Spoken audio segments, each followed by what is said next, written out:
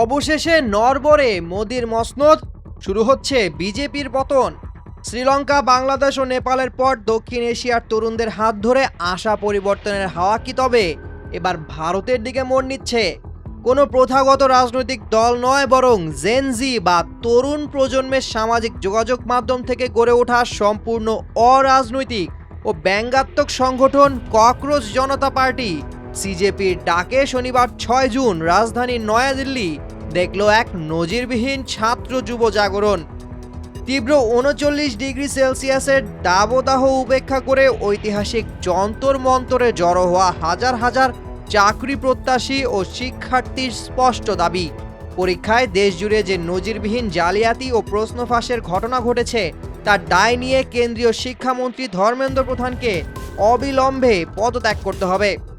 চলতি বছরের মে মাসে ভারতের সুপ্রিম কোর্টের প্রধান বিচারপতি ভুয়া ডিগ্রিধারীদের প্রতি করা তেলাপোকা কটাক্ষ নিজেদের বঞ্চনার প্রতীক বানিয়ে বস্টন ইউনিভার্সিটির স্নাতক ৩০ বছর বয়সী অভিজিৎ দীপকের হাত ধরে শুরু হয়েছিল এই দল। মাত্র কয়েকদিনেই কৃত্রিম বুদ্ধিমত্তা দিয়ে তৈরি একটি তেলাপোকার মাস্কট নিয়ে শুরু হওয়া এই ডিজিটাল আন্দোলন ইনস্টাগ্রামে ২,২০,০০,০০০-এর বেশি অনুসারী পেয়ে গেছে, যা মূলধারার মোদি ও বিজেপির অ্যাকাউন্টকেও ছাড়িয়ে গেছে। এই তরুণদের আন্দোলনের সংহতি জানিয়ে সরাসরি রাজপথে নেমেছেন লাদাখকে পূর্ণ রাজ্যের মর্যাদার দাবিতে আন্দোলন করে গত বছর গ্রেপ্তার হওয়া বিখ্যাত শিক্ষাবিদ ও 3 ইডিয়টস সিনেমার র্যাঞ্চো চরিত্রের অনুপ্রেরণা সোনম ওয়াংচুক। শিক্ষা ব্যবস্থায় নীতিগত পরিবর্তনের লক্ষ্যে তিনি আমলা মন্ত্রীদের সন্তানদের বাধ্যতামূলকভাবে সরকারি স্কুলে পড়ানোর জোরালো দাবি তোলেন।